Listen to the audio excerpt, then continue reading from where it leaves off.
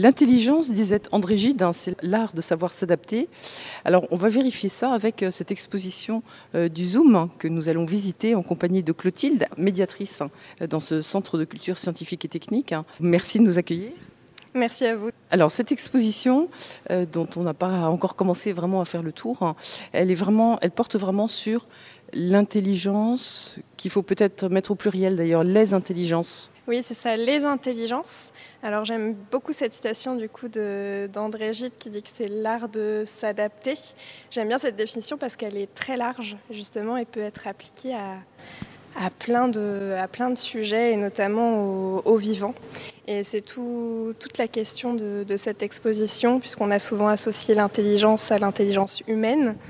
Et aujourd'hui, les scientifiques discutent beaucoup de la définition de l'intelligence. Et le fait de dire que c'est l'art de s'adapter, eh bien, ça va permettre de se rendre compte qu'il y a plein de formes d'intelligence partout dans le vivant. Du plus petit être vivant, comme la bactérie, jusqu'à un des plus grands êtres vivants. Je sais pas, on pourrait citer l'éléphant, par exemple. Donc voilà, ça peut s'appliquer à plein d'espèces vivantes. Et c'est ça qui est génial et très bien de démarrer avec cette citation, je trouve. Qui est présente ici, hein, au Musée des Sciences, hein, j'ai rien inventé.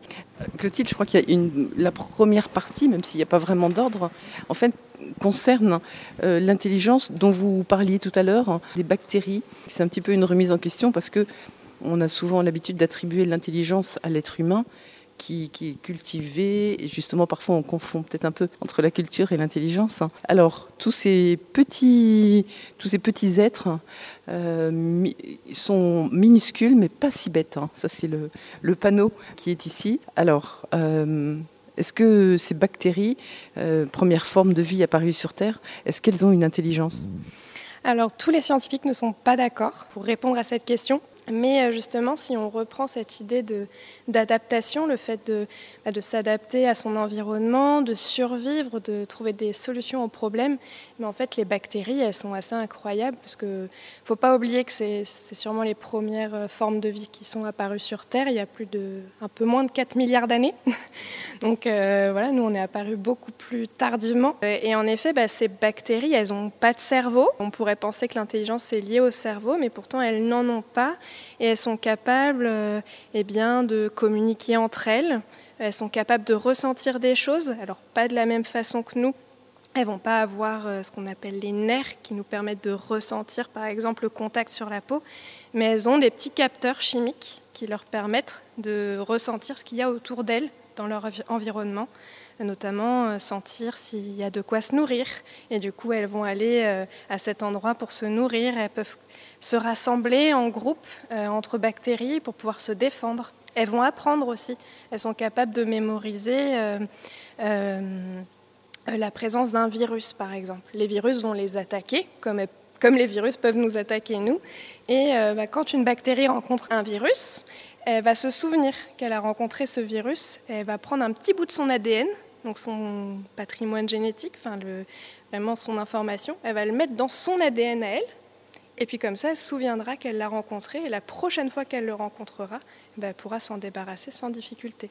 Donc voilà, elles peuvent communiquer, s'adapter, se nourrir efficacement et se défendre et mémoriser. Donc plein de capacités qu'on pourrait associer à l'espèce humaine, mais qui en fait, on retrouve ça déjà auprès des bactéries qui sont microscopiques et qui sont là surtout depuis très très longtemps. Donc est-ce qu'elles sont intelligentes ? Je ne sais pas, en tout cas pour moi elles sont assez incroyables en effet. Est-ce que ça pourrait être de l'ordre du réflexe, de l'instinct de survie ? Alors encore une fois, est-ce que le réflexe c'est une intelligence ou pas ? C'est ça, en fait, des scientifiques pensent que c'est qu'une réaction à l'environnement. Vu que ce sont des capteurs chimiques, pour eux, c'est vraiment que des réactions qu'on pourrait qualifier de physico-chimiques, donc en rapport vraiment à ce qui se passe autour d'elles, et pas vraiment une forme d'intelligence qu'on pourrait associer un petit peu à l'idée de conscience, de pensée. Voilà, les bactéries, on ne sait pas si elles pensent. A priori, les scientifiques ont plutôt tendance à dire non. Mais voilà, en fait, ça dépend de où on place la définition de l'intelligence. Si on associe derrière à de la conscience, de la prise de décision consciente. Ouais, de l'organisation de la raison. ou de la réflexion. C'est ça, ou alors est-ce qu'on peut appliquer ça directement sur des phénomènes très basiques de réaction chimique d'un être vivant dans son milieu. Voilà. Certains scientifiques disent que c'est pas suffisant pour dire qu'elles sont intelligentes, d'autres disent en fait elles sont capables de s'adapter, c'est déjà énorme, elles sont là depuis très longtemps, est-ce que ce serait pas ça la première forme d'intelligence? Voilà. C'est discuté. Bon, ça veut dire, je ne sais pas si à la sortie de l'expo et de l'émission, on a vraiment la définition de l'intelligence, mais du coup, c'est vraiment cette question essentielle qui pourrait permettre de trancher.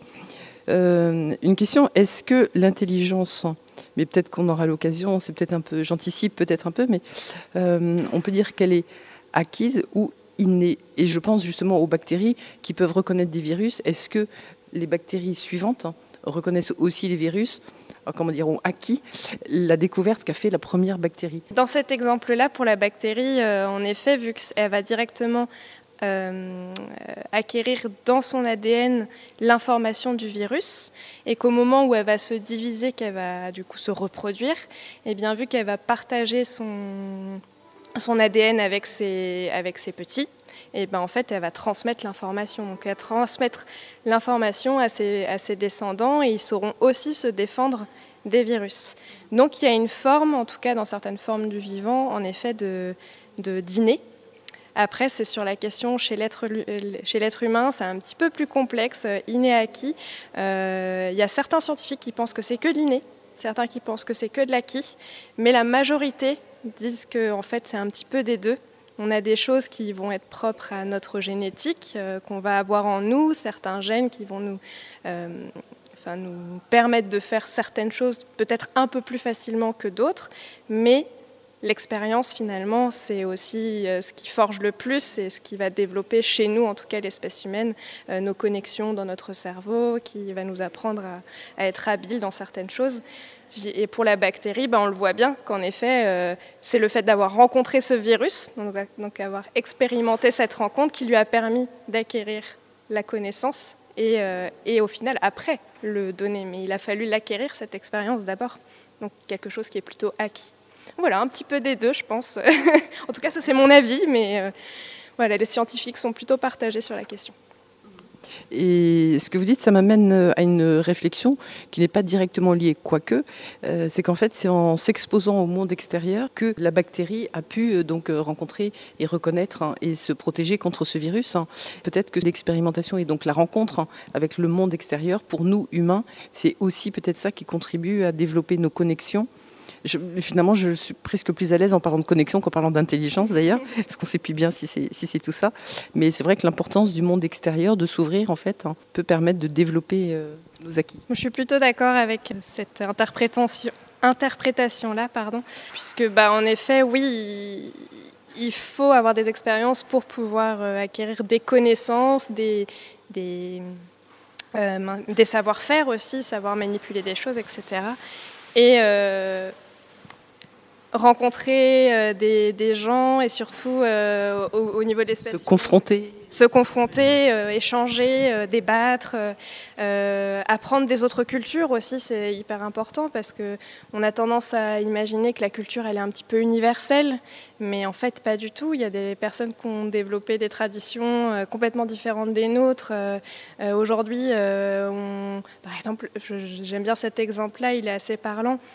Aujourd'hui, c'est acquis qu'il existe des skis pour aller skier, par exemple, à la neige dans la montagne.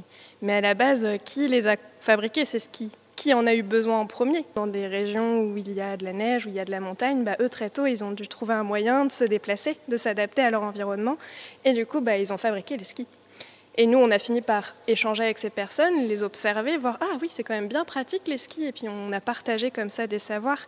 Donc si l'intelligence, c'est aussi des savoirs, des savoir-faire, oui, pour nous, c'est essentiel en effet d'aller au contact des autres, de découvrir les cultures environnantes et d'acquérir du coup pour retrouver ce côté inné acquis. Donc acquérir ces connaissances, ces savoir-faire, ces savoir-être aussi en échangeant avec les autres.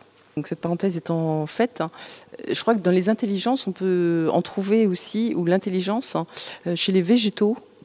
Oui, on peut trouver chez les végétaux aussi, en tout cas il y a beaucoup. C'est assez récent en fait, comme...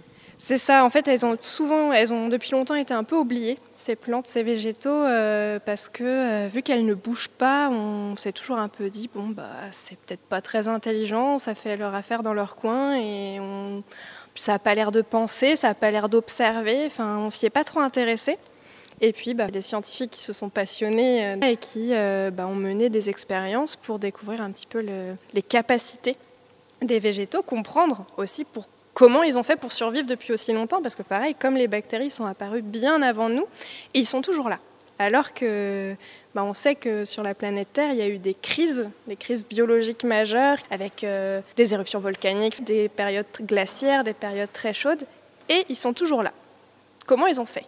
Et du coup, les scientifiques se sont intéressés à ça pour voir justement comment, par exemple, un phénomène qui s'observe à l'automne, tous les automnes, les feuilles des arbres tombent. Pourquoi ? Alors la bête réponse, ce serait de dire parce que c'est l'automne, hein. C'est pas suffisant sans doute. C'est ça, c'est parce que c'est l'automne, mais c'est aussi parce que l'arbre en fait a une espèce d'horloge biologique interne et sait que quand c'est l'automne, l'hiver va arriver derrière. Mais il sait que ça va être une période qui va être plus froide, qui va devoir économiser son énergie. Et du coup, il décide, entre guillemets, parce qu'on ne peut pas lui attribuer vraiment cette décision, mais il va perdre ses feuilles pour garder de l'énergie. Parce qu'en fait, il faut savoir que l'arbre, dans ses feuilles, il doit envoyer des ressources. Il va devoir envoyer de l'eau, des nutriments pour que la feuille reste en place, pour qu'elle se développe. Et ça demande beaucoup d'énergie à l'arbre. Sauf que en hiver, l'énergie doit être mise ailleurs, puisqu'il n'y a plus beaucoup de soleil, donc il faut qu'il se préserve. Donc il va perdre ses feuilles pour se préserver. Et du coup, il a moins d'énergie à dépenser pour conserver ses feuilles. Donc ça, c'est un mécanisme que les scientifiques ont justement découvert par l'observation, et ils ne savaient pas pourquoi. Et ils ont mené des expériences pour comprendre qu'en fait, c'était pour préserver leur énergie. Et alors, les conifères, par exemple, ne perdent jamais leurs feuilles. C'est sans doute parce qu'ils n'en ont pas besoin. On ne va pas faire une émission sur les arbres, mais quand même, certaines études ont montré que les arbres communiquaient entre eux. Oui, on a remarqué en effet que les arbres communiquaient entre eux. Alors, c'est quelque chose qu'on a préparé avec ma collègue en médiation grand public. Pour cette exposition au Zoom. Exactement. C'est ce qu'on appelle la symbiose mycorhizienne. Alors, c'est un terme un petit peu barbare pour dire qu'il existe un lien très fort entre les végétaux et les champignons. Et en fait, Pardon, les champignons qui ne sont pas des végétaux ? Non, les champignons ne sont pas des végétaux, tout à fait.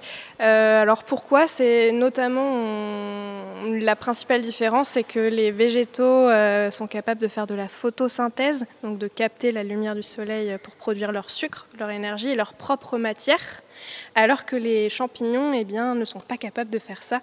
Ils vont se nourrir de choses qu'ils vont trouver sur le sol, de matières organiques dégradées. Voilà, ils ne fonctionnent pas de la même façon, donc non, les champignons ne sont pas des végétaux. Par contre, ils travaillent très très bien ensemble. Ils ont ce qu'on appelle un mutualisme bénéfique. Alors encore une fois, c'est des termes un petit peu compliqués, mais c'est juste que pour dire, cette association, elle est bonne pour les deux. Elle est bonne à la fois pour les champignons et à la fois pour les végétaux. Au niveau des racines des arbres, les champignons vont s'y associer via leur mycélium. Alors, sous terre, il faut imaginer qu'il y a tout un réseau, un petit peu de forme de racines, de filaments de champignons, notamment dans les forêts.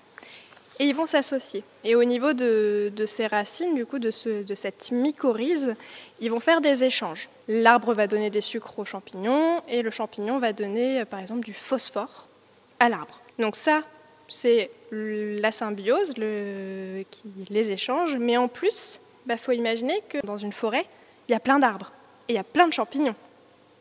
Et du coup, tout ça, ça va créer un réseau. Un arbre va être connecté à un champignon, ce champignon va être connecté à un autre arbre qui va être connecté à d'autres champignons, connecté à d'autres arbres, et ça va créer un réseau souterrain immense, un petit peu façon Internet ou le web. Voilà, il y a tout plein de connexions sous le sol de la forêt. Et du coup, s'il se passe quelque chose à un bout de la forêt, à l'entrée. C'est ça, à l'entrée de la forêt, il y a un prédateur qui est là, où il fait très froid, il y a le début d'une sécheresse, l'arbre va recevoir l'information, il va détecter qu'il manque de l'eau, et cette information va pouvoir se propager dans tout le réseau souterrain. Et du coup, les autres arbres vont pouvoir anticiper, se préparer à réagir à cette sécheresse, donc par exemple en diminuant leur transpiration au niveau des feuilles. Ça, c'est un phénomène qui a été observé. Les arbres transpirent au niveau de leurs feuilles, il y a de l'eau qui s'échappe. Du coup, s'il y a une sécheresse qui est détectée et ça a informé toute la forêt, tous les arbres vont pouvoir diminuer leur transpiration et du coup préserver leur eau, par exemple.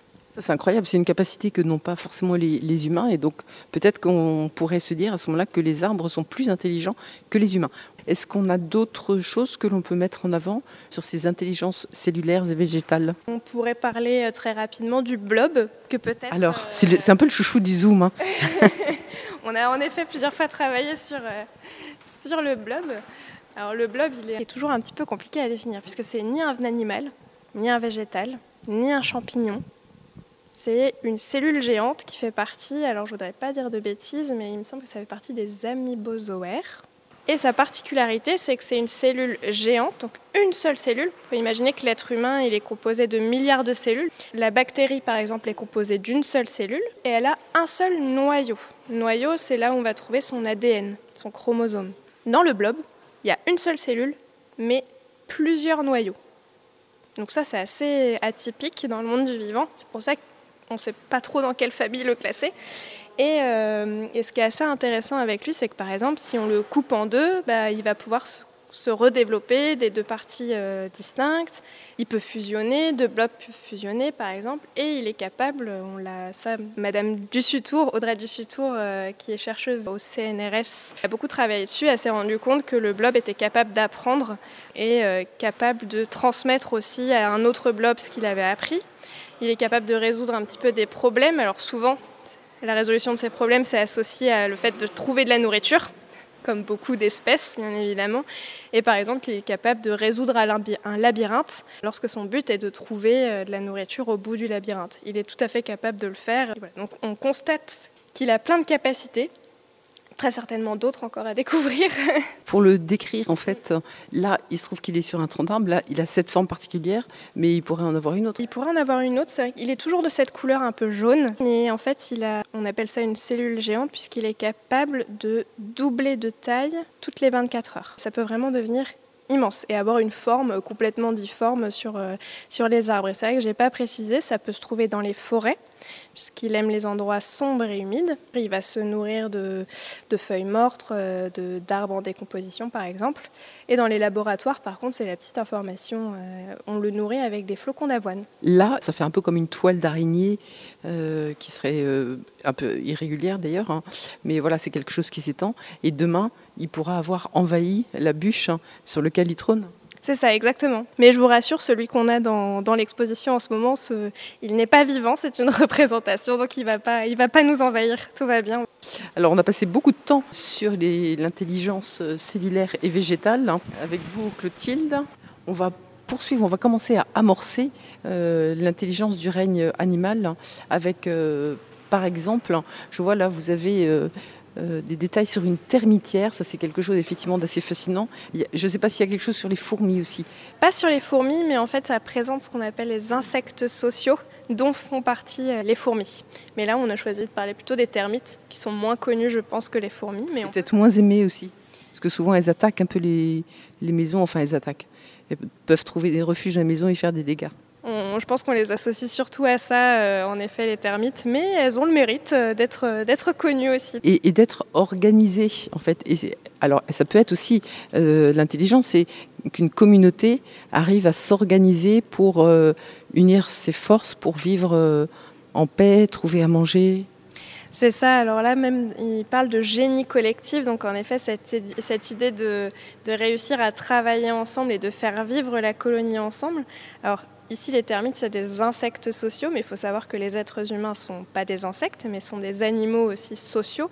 Mais on ne fonctionne pas de la même façon. Ce qui est assez incroyable chez ces insectes sociaux, c'est qu'ils sont vraiment capables de s'organiser de façon très efficace pour faire quelques petites tâches précises, mais vraiment ça fonctionne très très bien. Et là tout à l'heure on parlait d'inné et d'acquis. Là il y a une grande forme d'inné dans le sens où par exemple les fourmis ou les termites, c'est inscrit dans leur code génétique la fonction qu'ils vont avoir dans la colonie. Après, il y a certains individus qui ne vont pas forcément avoir un rôle défini, qui vont juste venir en aide à certains moments donnés. Pour donner un exemple en quoi c'est leur génétique qui va définir ce qu'ils vont faire, imaginez une termite, on va dire un peu une grosse fourmi, mais avec un plus gros abdomen, un peu marron. Et il y a certaines du coup de termites qui vont avoir des grosses mandibules, donc comme des grosses dents qu'elles pourraient avoir devant elles. Et elles sont très très grosses. Elles sont tellement grosses que ça les empêche de participer à la fabrication du nid. Mais par contre, elles vont être redoutables pour chasser les prédateurs. Donc c'est bien chacun son rôle. Ouais. C'est ça. Donc on va plutôt les qualifier de soldates. Voilà, c'est un termite, pas une termite, soldat, qui va pouvoir défendre la termitière. Au quotidien, elle a plutôt ce rôle-là parce que son physique, sa génétique, son physique attribué par sa génétique va plutôt la rendre habile dans la défense de la colonie. Alors ça m'amène à une autre réflexion aussi par rapport à l'être humain, où je me dis en fait c'est aussi savoir faire avec ce qu'on a. Oui, finalement. C'est vrai, savoir faire avec ce qu'on a, accepter que justement on est tous et toutes différents. Et qu'on va développer certaines compétences, certains savoir-faire, certains savoir-être plus que d'autres et inversement. Et que autant profiter de ce qui nous a été attribué, de ce qu'on a développé grâce à nos centres d'intérêt, aux échanges qu'on a eus avec les autres. Et mettre tout ça au service de la collectivité, puisque là c'est bien ce que font les termites et les fourmis et d'autres insectes. Mais alors j'ai une question, Clotilde, et ce sera la dernière pour aujourd'hui. Est-ce que ces termites, donc, qui sont soit soldats, soit constructeurs de nids, soit peut-être encore d'autres fonctions, est-ce qu'ils sont issus du même termite au départ et puis que certaines branches se sont développées pour répondre aux besoins naturels et aux besoins de leur environnement? Oui, c'est ça. En fait, un peu comme dans une fourmilière, il y a le termite reproducteur. Enfin, les termites reproducteurs, c'est leur seule mission, c'est faire des œufs et des larves. Et du coup, dans le cas de du termite, je ne sais pas exactement comment ça se passe, je connais plus pour les fourmis. Mais alors, ma question n'était pas tellement sur la reproduction, c'était vraiment sur au tout départ. Au tout départ, le tout premier termite, en fait, avait du potentiel qui s'est développé dans une branche et un autre potentiel qui s'est développé dans une autre branche. Alors sûrement, là on rentre un peu dans le principe de l'évolution du coup et de l'adaptation des caractères qui ont été propices à justement survivre. Et en effet, peut-être qu'au départ, les termites pouvaient un petit peu tout faire ou ils pouvaient faire qu'une seule chose, mais les descendants ont réussi à développer des capacités à justement se défendre et puis c'était très utile. Ils ont survécu, du coup ils se sont aussi reproduits et du coup on a retrouvé plus de soldats, retrouvé plus d'ouvrières, d'ouvriers.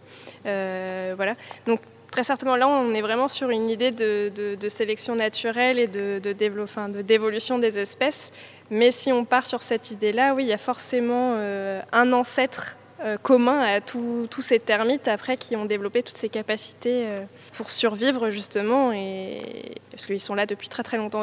Et ce qu'on découvre aussi là avec cette animation, c'est que les termitières disposent de chambres spécialisées et d'un système de ventilation, de régulation thermique assez incroyable dont on pourrait s'inspirer ou peut-être qu'on s'en est inspiré pour les constructions de nos maisons à nous.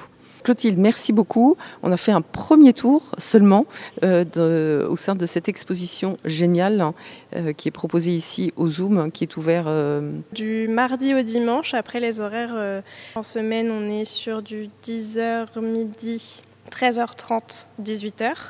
Et le week-end, le samedi, on est ouvert à partir de 9h30. Et on ferme à 17h30 avec une petite pause le midi, bien évidemment. Et le dimanche, 14h. 18h, et à savoir que les 2e et 3e dimanches du mois, une médiatrice est présente pour faire des médiations supplémentaires pour le grand public. On en a 2 pour faire découvrir d'autres choses sur cette exposition, notamment participer par exemple à un petit conte participatif où vous êtes amené à débattre et à voter pour savoir si on peut inclure des nouvelles personnes dans notre Haut Conseil des Curieux. Le Haut Conseil des Curieux, c'est le conseil qui permet de résoudre les problèmes du monde, et du coup, il y a forcément que des personnes très intelligentes, entre guillemets, avec les guillemets sur intelligente, dans ce Haut Conseil, ou en tout cas, ce sont des personnes très curieuses qui se questionnent beaucoup.